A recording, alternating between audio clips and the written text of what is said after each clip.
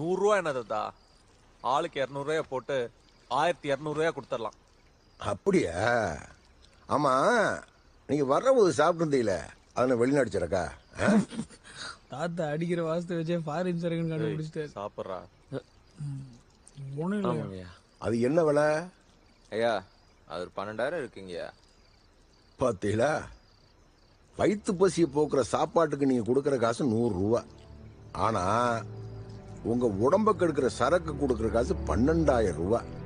இதனாலதான் விவசாயி நட்டப்படுறேன்.